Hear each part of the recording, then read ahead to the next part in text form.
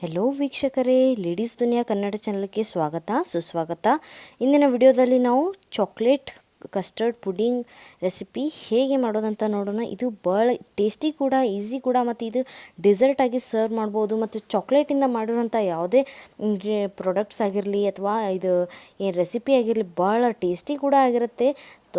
ಮತ್ತು ನಡೀರಿ ಇದನ್ನು ರೆಸಿಪಿಯನ್ನು ಸ್ಟಾರ್ಟ್ ಮಾಡೋಣ. ಚೊಕೋ ಚಿಪ್ಸ್ ಏನಿದೆಯಲ್ಲ, ನಾನು ಮನೆಯಲ್ಲಿನೇ ಮಾಡಿದೆ ಅಂತ ಇದು ಚೊಕೋ ಚಿಪ್ಸ್.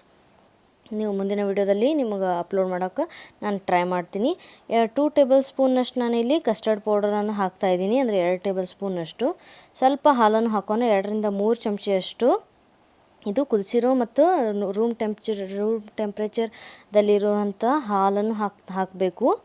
ಮತ್ತು ಇದಾದ ನಂತರ ಇಲ್ಲಿ ಒಂದು ಪ್ಯಾನ್ನಲ್ಲಿ ನಾವು 1 ಕಪ್ನಷ್ಟು ಹಾಲನ್ನು ಹಾಕ್ತಾಯಿದ್ದೀನಿ. ಇದು ಕಾಯಿಸಿರುವಂಥ ಹಾಲು ಇಲ್ಲಿ ಮತ್ತು ಬಿಸಿಯಾಗಿದೆ. ಜಸ್ಟ್ ಅದನ್ನು ಹಾಕಿ ಇಲ್ಲಿ 1/4 ಕಪ್ನಷ್ಟು, ಅಂದ್ರೆ ಕಾಲು ಭಾಗದಷ್ಟು ಕಪ್ ನಾನು ಇಲ್ಲಿ ಸಕ್ಕರೆಯನ್ನು ಹಾಕಿ ಕರಗಿಸ್ತಾ ಇದ್ದೀನಿ. ಅದು ಕರಗೋ ತನಕ ನಾವಿಲ್ಲಿ ಡಾರ್ಕ್ ಚಾಕ್ಲೇಟನ್ನು ಯೂಸ್ ಮಾಡ್ಕೊತಾ ಇದ್ದೀನಿ. ಅಮೂಲ್ ಡಾರ್ಕ್ ಚಾಕ್ಲೇಟ್, ನೀವು ಯಾವುದೇ ಕಂಪ್ನಿ ಅವ್ರದ್ದೇ ಬ್ರ್ಯಾಂಡ್ ಯೂಸ್ ಮಾಡ್ಬೋದು. 6ರಿಂದ 8 ಪೀಸ್ನಷ್ಟು ನಾವು ಇಲ್ಲಿ ಯೂಸ್ ಮಾಡ್ಕೋಬೋದು. ಇದನ್ನು 1/4 ಕಪ್ನಷ್ಟು ಆಗುತ್ತೆ, ಕಾಲು ಕಪ್ನಷ್ಟು. ಇದನ್ನು ಹಾಕಿ ಕೂಡ ನಾವು ಚೆನ್ನಾಗಿ ಇದನ್ನು ಮಿಕ್ಸ್ ಮಾಡ್ಕೋಣ.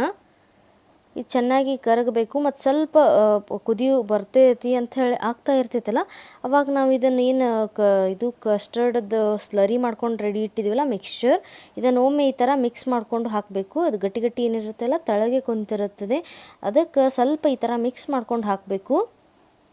ನೀವು ನೋಡ್ತಾ ಇರ್ಬೋದು, ನಾನು ಇಲ್ಲಿ ಹಾಕ್ತಾಯಿದ್ದೀನಿ. ಇದು ಚೆನ್ನಾಗಿ ಇದನ್ನು ಮಿಕ್ಸ್ ಮಾಡ್ಕೋಬೇಕು. ಲೋ ಫ್ಲೇಮಲ್ಲಿ ಇಟ್ಟುಕೊಂಡೇ ನಾವು ಇದನ್ನು ರೆಸಿಪಿಯನ್ನು ಮಾಡಬೇಕು. ಒಟ್ಟು ಇದನ್ನು ಹೈ ಫ್ಲೇಮ್ನಲ್ಲಿ ಈ ರೆಸಿಪಿಯನ್ನು ಮಾಡೋಕ್ಕೆ ಹೋಗಬಾರ್ದು. ಮತ್ತು ಇದೇನೈತಿಲ್ಲ ಉಕ್ಕಿ ಮತ್ತು ಇದು ಆಗಿಬಿಡುತ್ತೆ, ತಳಗೆ ಹೊತ್ಕೊಂಡು ಬಿಡುತ್ತೆ. ಅದಕ್ಕೆ ಇದು ಈ ಥರ ವಿಸ್ಕ್ನೂ ಇರುತ್ತಲ್ಲ, ಅದರಿಂದ ನಾವು ಆ ಸಹಾಯದಿಂದ ಇದನ್ನು ಮಿಕ್ಸ್ ಮಾಡ್ಕೊತಾನೆ ನಾವು ಹೋಗ್ತಾ ಇರಬೇಕು, ಬಿಡಬಾರ್ದು ಕೈಯನ್ನು ಕೂಡ.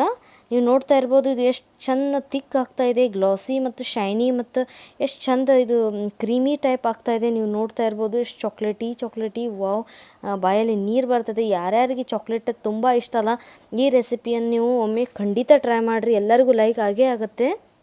ಇದು ನೋಡ್ತಾ ಇರ್ಬೋದು ಚೆನ್ನಾಗಿ ಕುದ್ದು ತಿಕ್ ಆಗ್ತಾಯಿದೆ, ಅಂದರೆ ಗಟ್ಟಿ ಆಗ್ತಾಯಿದೆ. ಇದನ್ನು ಫ್ಲೇಮನ್ನು ಆಫ್ ಮಾಡೋಣ, ಅಂದರೆ ಮತ್ತಷ್ಟು ಇನ್ನೂ ಸ್ವಲ್ಪ ಗಟ್ಟಿ ಆಗುತ್ತೆ. ತಣ್ಣಗೋಕ್ಕಿಂತ ಮುಂಚೆನೇ ನಾವು ಏನು ಮಾಡಬೇಕು ಅಂತಂದರೆ, ಇಂಡಿವಿಜುವಲ್ ಕಪ್ಸ್, ನೀವು ಯಾವ್ಯಾವ ಥರ ನೀವು ಕಪ್ಸ್ನಲ್ಲಿ ಸರ್ವ್ ಮಾಡಬೇಕು ಅಂತ ಹೇಳಿ, ಎಷ್ಟು ಮಂದಿಗೆ ಸರ್ವ್ ಮಾಡಬೇಕು ಅಂತ ಹೇಳಿ ನೀವು ಇದು ಮಾಡ್ಕೊತಿರಲ್ಲ, ಅದೇ ಕಪ್ನಲ್ಲಿ ನಾವು ಈಗ ಹಾಕಿ ಇಟ್ಬಿಡಬೇಕು.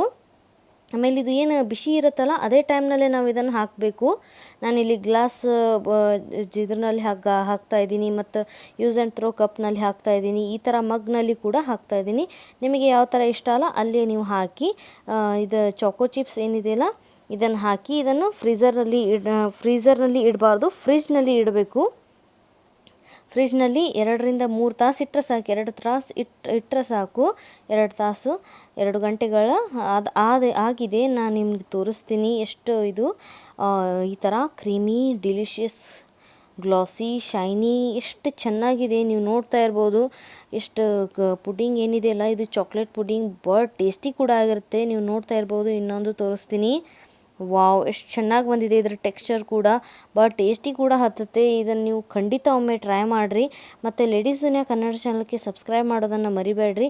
ಇದೇ ಥರ ಮುಂದಿನ ವಿಡಿಯೋಗಾಗಿ ನೋಡ್ತಾ ಇರಿ ಮತ್ತು ಬೆಲ್ಲೈಕನ್ನು ಹೊಡೆದಿಡ್ರಿ, ನಿಮಗೆ ನೋಟಿಫಿಕೇಷನ್ ಬರುತ್ತೆ ನಾನು ಯಾವಾಗ ವಿಡಿಯೋ ಹಾಕ್ತೀನಿ. ಮುಂದಿನ ವಿಡಿಯೋದಲ್ಲಿ ಸಿಗೋಣ. ಅಲ್ಲಿ ತನಕ ನಮಸ್ಕಾರ, ಟೇಕ್ ಕೇರ್, ಬಾಯ್ ಬಾಯ್.